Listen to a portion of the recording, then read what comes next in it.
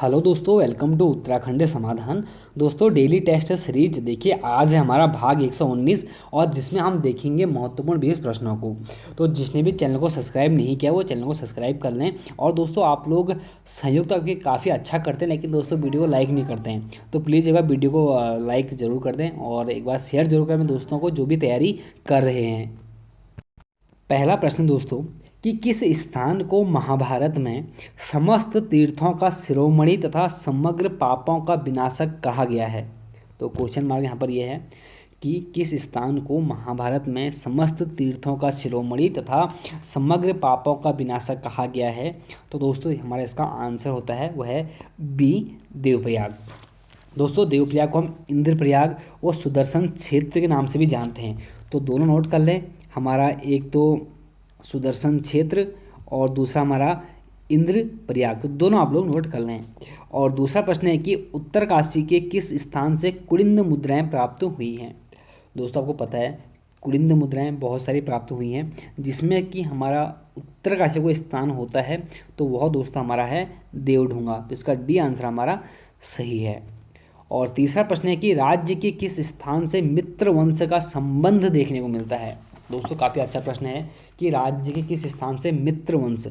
तो इसका जो आंसर है दोस्तों वो है हमारा डी, काशीपुर। दोस्तों, काशीपुर से दो मित्र वंश का हमें संबंध देखने को मिलता है, जिसमें कि दोस्तों हम बात करते हैं मित्र वंश की। तो एक तो था उसमें हमारा मात्र मित्र, तो ध्यान देना आप लोग, एक था मात्र मित्र और दूसरा था दोस्तों हमारा पृथ्वी मित्र। तो दो के दो आप लोग याद कर लें। और चौथा प्रश्न है कि कत्यूरी राज्यों में प्रांतों को कितने विषय में बांटा गया था। तो एक दिन मैंने पहले आपको बताया था, मैंने आपको सही भाग बताए थे, लेकिन यहाँ मैंने पूछा कितने प्रांतों में बांटा गया था, कितने विषय में बांटा गया था। तो 5, ठीक है, इसका डी आंसर हमारा सही है। पहला था दोस्तों मायापुर हाट, जो कि हमारा हरिद्वार के आसपास था, फिर कार्तिकेयपुर, फिर टंकणपुर, फिर अंतरांग, फिर ऐसाल विषय। तो 5 के 5 थे, पहली बार बता चुका हूँ। और पांचवा प्रश्न है कि कुलिंदों में अल्मोड़ा प्रकार के सिक्कों में किसका नाम नहीं मिलता है। तो आपको पता दोस्तों, हमारा जो अल्मोड़ा प्रकार के सिक्के हैं वहाँ पर हरिदत्त, शिवपालित और शिवदत्त और भी बहुत सारे नाम मिलते हैं, जिसमें कि गोपाल दत्त ऐसा कोई उल्लेख नहीं है। तो इसका ए आंसर हमारा सही हो जाता है। छठा प्रश्न है कि सोमचंद्र के समय सभी चाराल मूलतः कहाँ के निवासी थे। तो दोस्तों, भाई चाराल कौन थे पहले ये तो आपको जानना बहुत जरूरी है। दोस्तों, चाराल थे एक तो कार्की और बोरा, चौधरी और तड़ागी। दोस्तों, जिसमें सबसे महत्वपूर्ण हमारा तड़ागी वर्ग, क्योंकि तड़ागी वर्ग से दोस्तों एक महत्वपूर्ण हमारा सोमचंद्र का सेनापति आता है कालू तड़ागी, जो कि जब सोमचंद्र में पहला आक्रमण करता है ना दोणकोट के रावत राज्य के खिलाफ, तो उसमें दोस्तों कालू तड़ागी काफ़ी महत्वपूर्ण उनका सहयोगी होता है। तो ध्यान देना, हमारे 4 वर्ग थे, कार्की, बोरा, चौधरी, तड़ागी, और जिसमें तड़ागी सबसे महत्वपूर्ण। और 7वां प्रश्न है कि हमारा मालसी डियर पार्क कहाँ स्थित है। तो इसका जो सही आंसर है दोस्तों हमारा वह है हमारा ए, देहरादून। अगर आपसे पूछा जाता कि मोहन जोशी पार्क कहाँ है, तो हमारा अल्मोड़ा उसका आंसर होता। 8वां प्रश्न है कि किंगडम ऑफ नेपाल किसकी रचना है। तो दोस्तों, किंगडम ऑफ नेपाल आपसे पूछा गया है, तो यह दोस्तों रचना है हमारी फ्रांसिस हैमिल्टन की। और दोस्तों, फ्रांसिस हैमिल्टन की रचना में 1881 में देखने को मिलती है।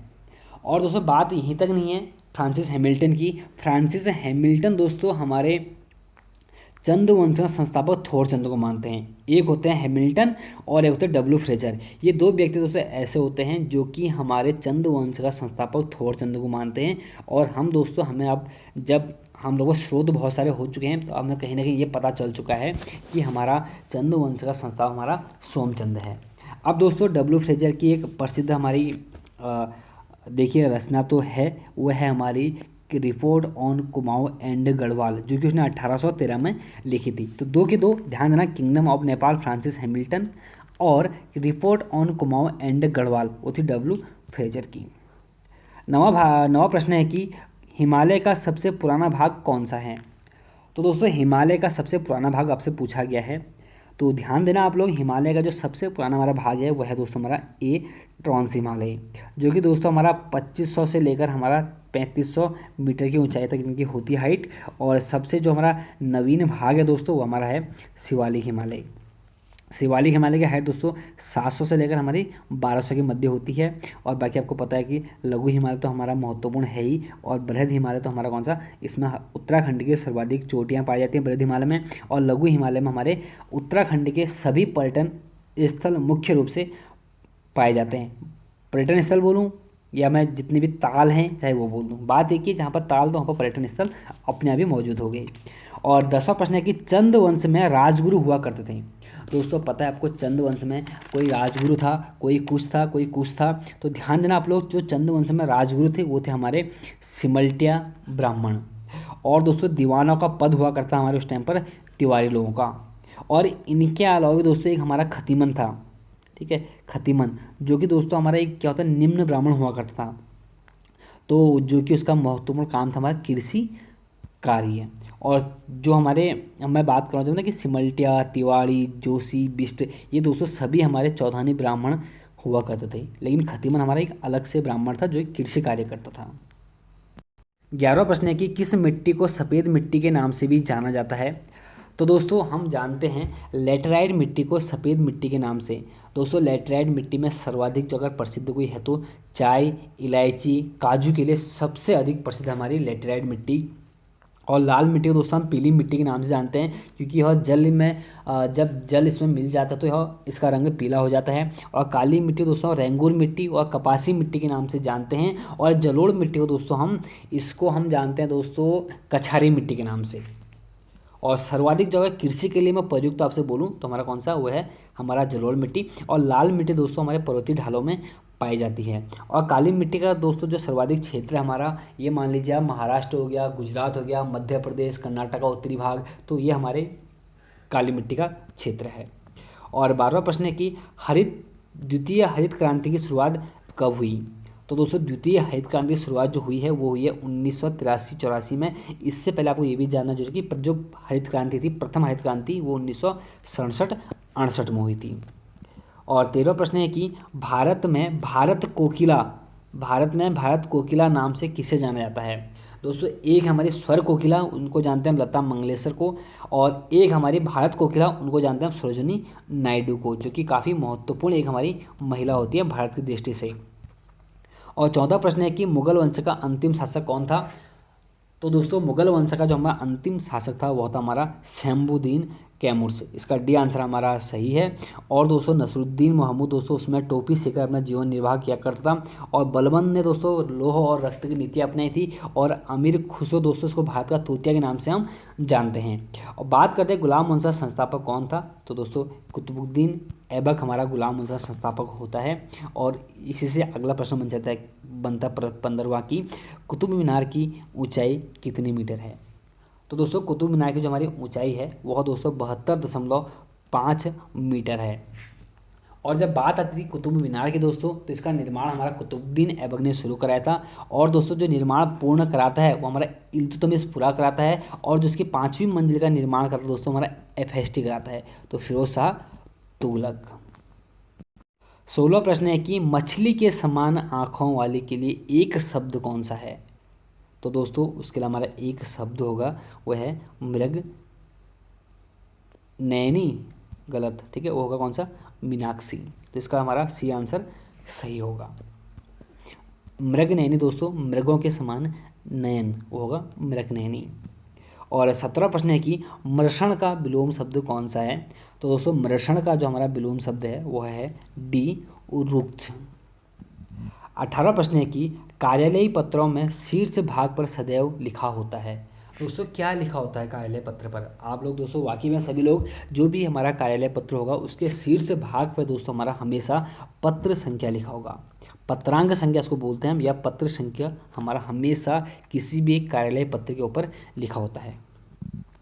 19वां प्रश्न है कि निवेदन पत्र किसे कहा जाता है।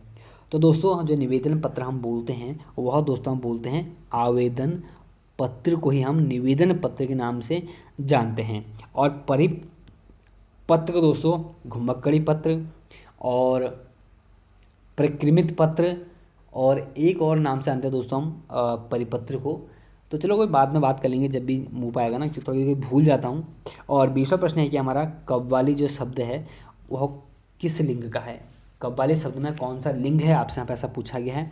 तो दोस्तों इसमें हमारा जो लिंग होगा वो है हमारा कौन सा, वो है सी, स्त्रीलिंग। अब दोस्तों आपके लिए 2 क्वेश्चन दिए हैं यहाँ पर, क्योंकि कमेंट आया था कि आप एक आध क्वेश्चन दिया करें। तो दोस्तों आज 2 क्वेश्चन आपको देता हूँ, एक रीजनिंग का और एक देता हूँ जीके का। दोस्तों बात जब करते हैं ना, पहला प्रश्न आपके लिए है आज कि राहुल सांकृत्यायन ने उत्तराखंड की किस मूर्ति को भारत की सबसे सुंदर मूर्ति की संज्ञा दी है। यह मैं आपसे बोलूँ एक और शब्द में कि राहुल सांकृत्यायन ने भारत में आज सारे पूरे भारत में इतनी सुंदर इतनी सुंदर या अखंड मूर्ति कहीं नहीं देखी है। इन्होंने ऐसा कहा है ना कि ऐसी सुंदर और अखंड मूर्ति मैंने कहीं नहीं देखी है। तो मैंने आपको प्रश्न बढ़िया करके दे रखा है कि राहुल सांकृत्यायन ने उत्तराखंड की किस मूर्ति को भारत की सबसे सुंदर मूर्ति की संज्ञा दी है। तो ये आप लोगों ने इसका आंसर कमेंट करना है। और एक है रीजनिंग का प्रश्न, यह है दोस्तों कि 19, 9, 17, 23, 12, 25, 13 क्वेश्चन मार्क 31। तो इसका आंसर क्या होगा, आप लोगों ने दोनों के आंसर यहाँ पर कमेंट करने हैं। तो बाकी दोस्तों जो भी कमेंट करेगा फिर कल उनका नाम सम्मानजनक पूर्वक यहाँ पर लिया जाएगा। तो मिलते हैं दोस्तों नेक्स्ट वीडियो में। जय हिंद, जय भारत।